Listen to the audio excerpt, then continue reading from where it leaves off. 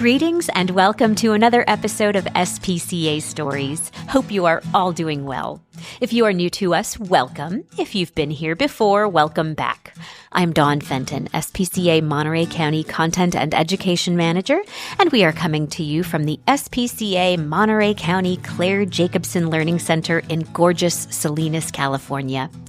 My amazing guest this time is Chris Patton, one of our incredibly hardworking, compassionate, and dedicated volunteers. Chris currently volunteers in our Wildlife Rescue and Rehabilitation Center, where she helps staff work with all of our injured and orphaned wildlife. Chris also handles Dee Dee, our education red-tailed hawk. Chris and Dee Dee visit schools, libraries, and other events to teach our community about the incredible native wildlife in Monterey County and all of the resources that the SPCA Wildlife Center provides. Enjoy!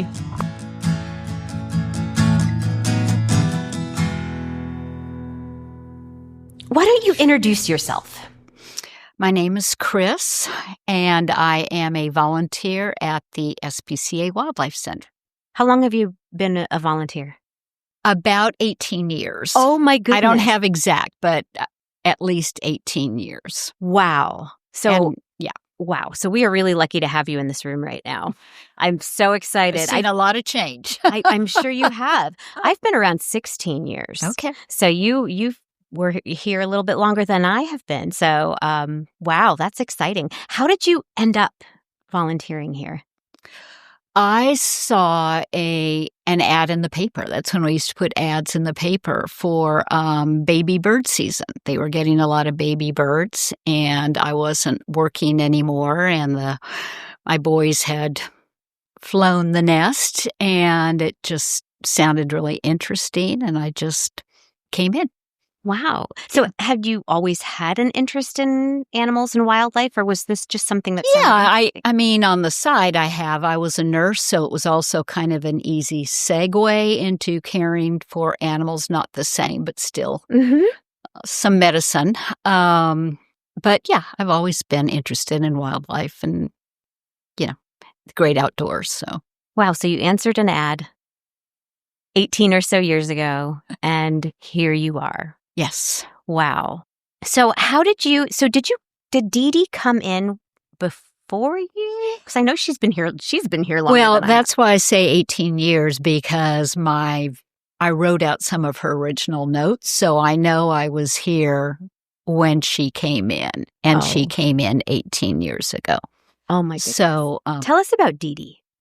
So Dee Dee is a red-tailed hawk that came in 18 years ago, and she's 20 years old now, and we were not able to release her back into the wild like we hoped because of some injuries. She spent a lot of time in our L-shaped pen, us trying to get her to fly, and she just didn't fly. So we got permits to keep her as an ambassador education bird. And I learned to work on Dee Dee from another guest you had, Jamie Lima, taught me how to work with her. She was my trainer. Wow. And so was that sort of the natural course of things when you got here? You did baby bird season and helped out with that, and then... Yeah, I didn't work with Dee Dee right away. That was always sort of staff who worked with her. And then Jamie asked me if I wanted to work with her. She was going to go down to the barn, and Jamie was going to the barn. And so my answer was, of course, yes. So she trained me on her. And then we slowly built up an education program with her. Right. So now you go to schools and different... Huge program now, which is great. Yeah. That's fantastic. Before, I want to talk about Dee Dee a little bit more, but so what other things do you only work with Dee Dee, or do you work? No, I have a regular shift at the Wildlife Center like all the other volunteers. So I come in Tuesday mornings and do volunteer work.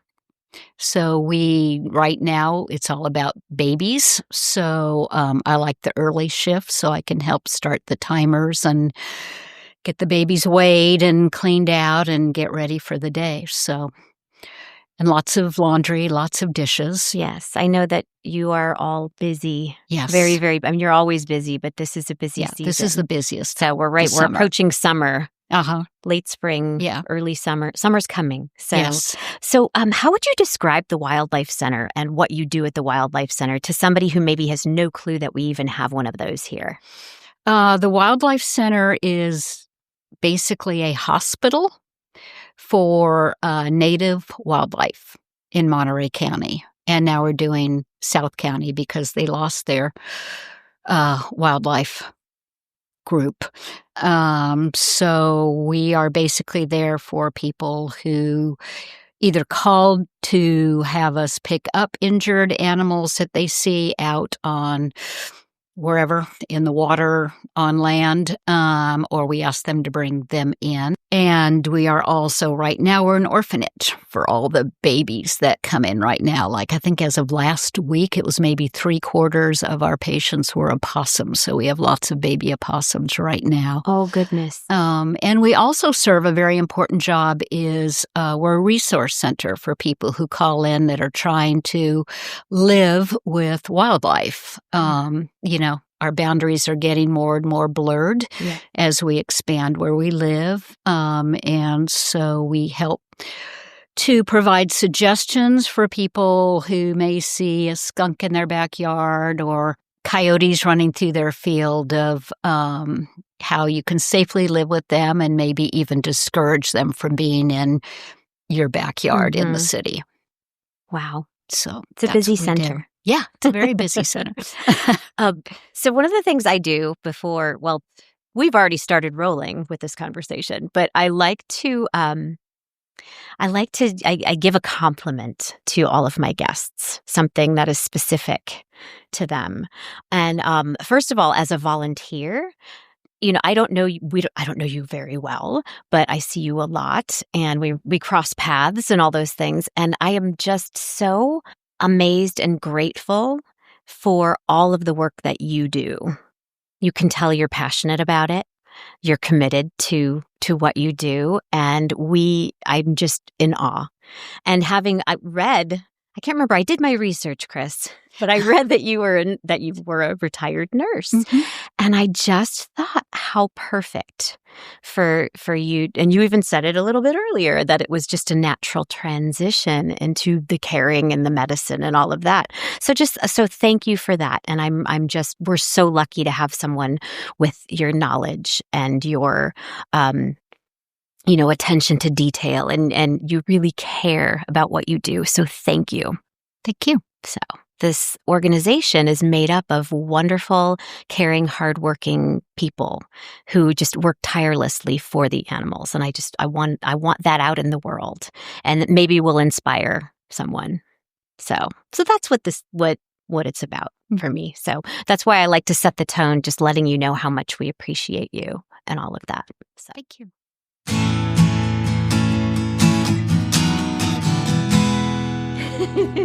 I know. Back to Dee Dee. All about Dee Dee.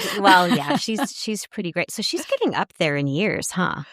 She's 20, so that's kind of upper middle aged. It would be older in the wild, but since she lives a pretty nice life where she is, sort of pampered, protected would be a better word. We hope she'll live to about 30. Oh, great. Yeah. Great. So now when you take her to schools and different venues, what's that like? Every class is different. Sure. Every group is different. So there are 3 of us who handle Dee Dee. So Phil and Nancy are also handlers, and they go to classrooms also.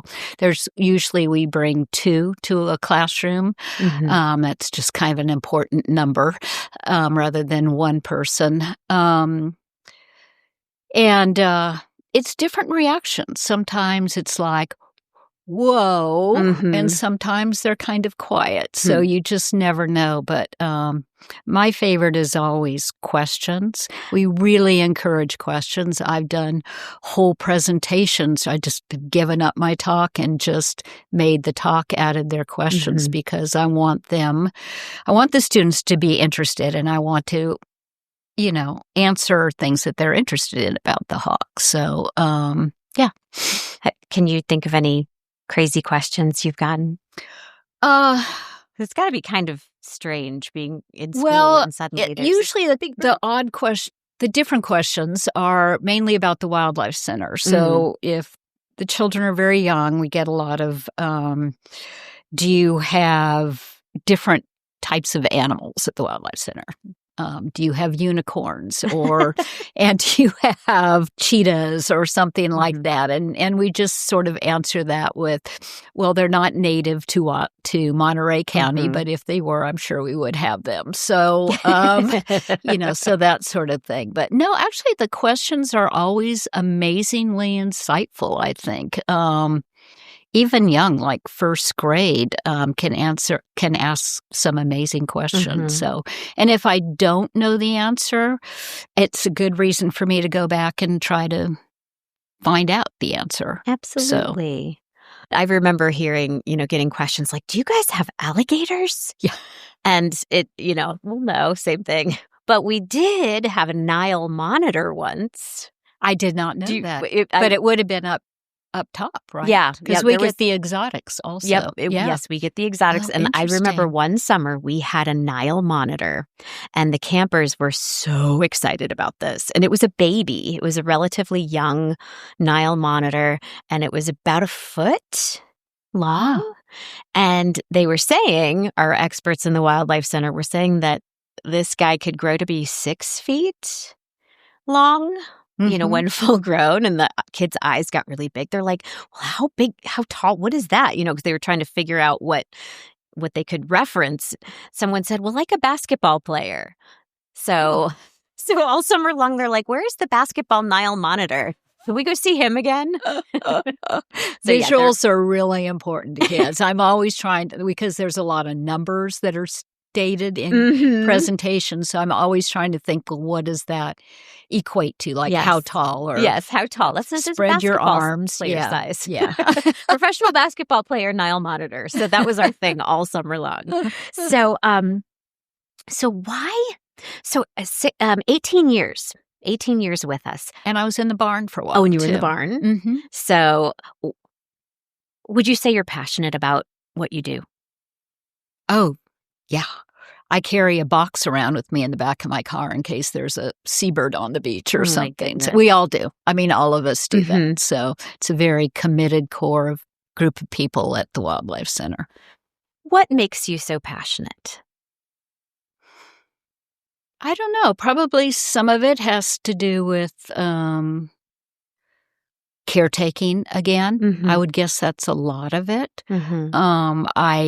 I mean, you were talking about volunteering, but, I think a good number of us think of it as a job. We treat it like a job. Yes. This is your shift. You show up and all that we've learned at the Wildlife Center just makes us more aware of wildlife out there. So you look at everything very differently. If I'm biking on the bike path in PG, I'm always looking down at a beach to see if there's any birds that look weird or something. So you never get away from it. But and then you have people who call you. I mean, I was stopped on the way over here this afternoon by a neighbor who had a snake in her yard and she didn't know what it was, and she wanted to know if she could call the Wildlife Center. So I just think you look at the world differently, right, once you work with the animals. Wow.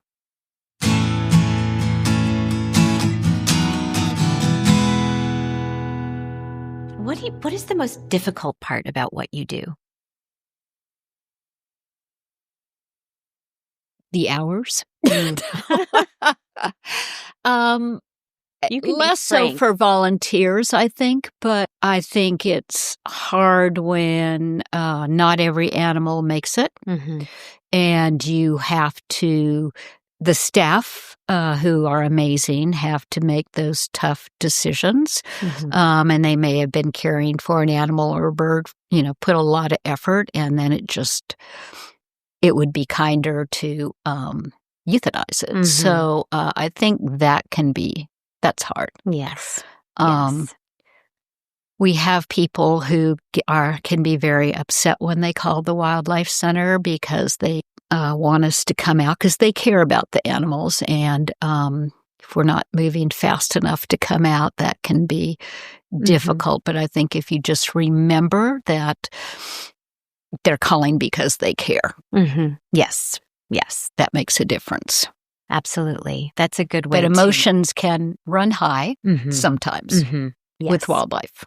Absolutely. And probably with all the animals, I would imagine. I hear this is a very common thread. Yeah. In when I talk to people, is that can be that aspect of it is hard. Yeah. So what do you do for fun, Chris? Because there's got to be outdoors and look for birds now. Because there has to be, we talk about this with the staff, and it's because there are things that are difficult, and you could have some really bad days strung together. Work-life balance, and like you said, it's like a job for you. Yes, we're talking volunteering, but this is like a job. What's your self-care? Always important for me to get out. Either walk, run, bike, whatever. We're lucky enough the street where I live ends on the back part of Toro Park, so I can immediately get into trails and fire roads. And so, I do that almost every day. So that's really important. Yeah. I have 2 dogs. Family's important. So spending time with my family. Good. But just being out.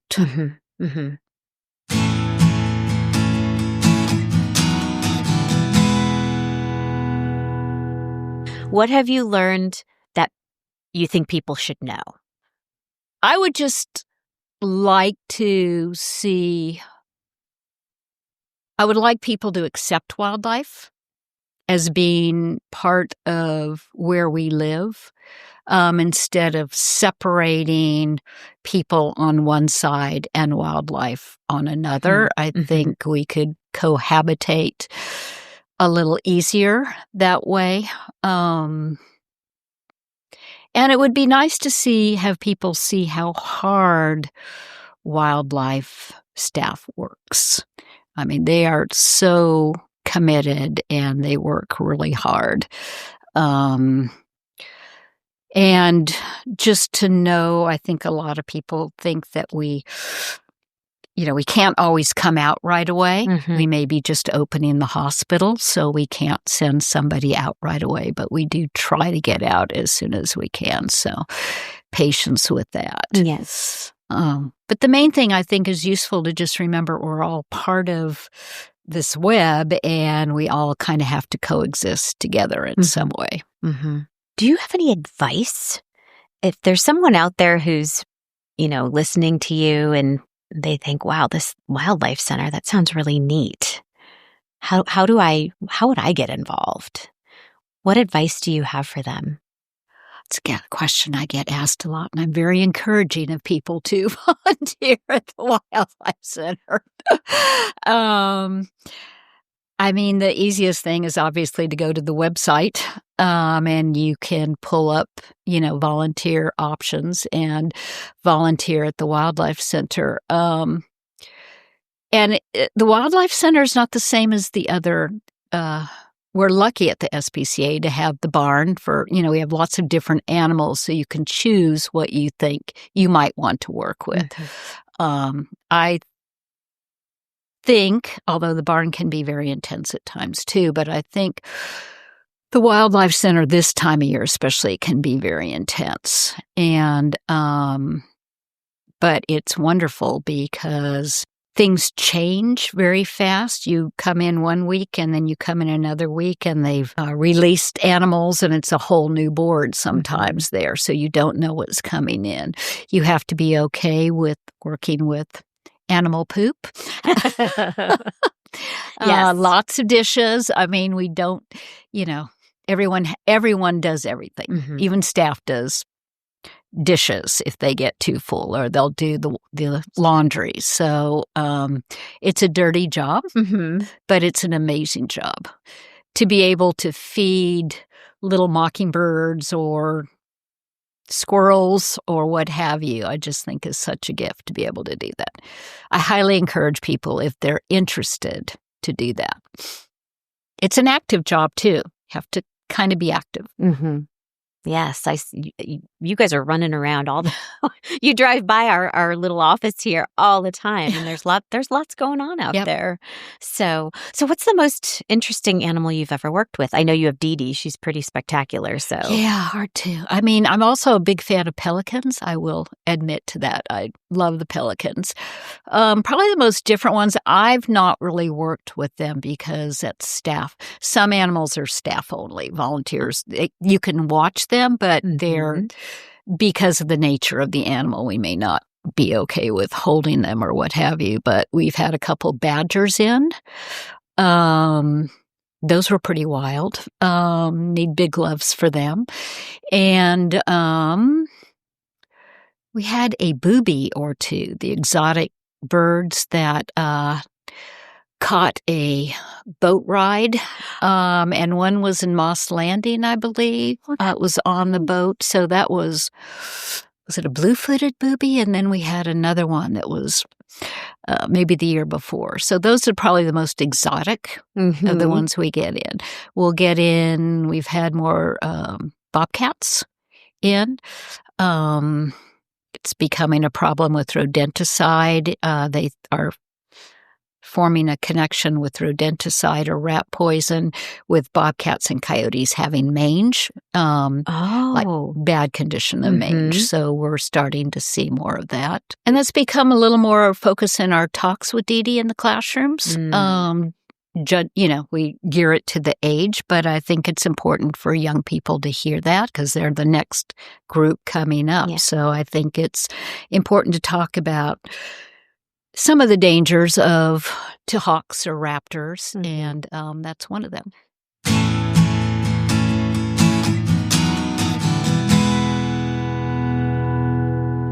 What are your hopes for the future of animals and wildlife in our community? I'm just hoping for more coexistence. I think there's some misinformation out there, and I think if we could work at keeping our pets a little safer, maybe that might not rub up against each other. I mean, there are predators out in our area, and I think maybe if we could we all want to protect our pets, but maybe some of them should be indoor pets. Maybe that would work out better.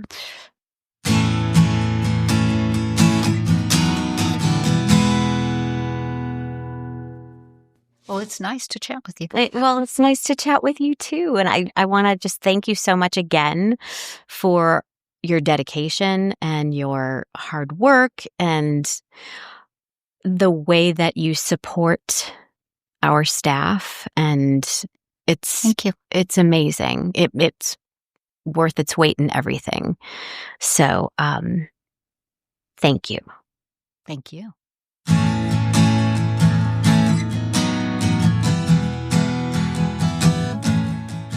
Thank you all for tuning in. We would love to hear from you. If you have questions or just want to say hello, you can drop me an email at dfenton@spcamc.org. You can also find more information about all of our programs and services at our website, www.spcamc.org.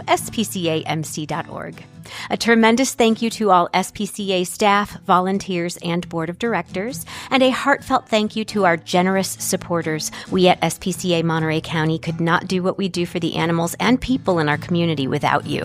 If you would like to support us, and that would be amazing, you can find that information at our website, spcamc.org. If you like what you hear, please drop a like or give us a rating on whatever platform you listen in on. Those ratings help us reach more animal lovers. I'm Dawn Fenton, signing off until next time. Much unconditional love to you and your pets from us here at SPCA Monterey County.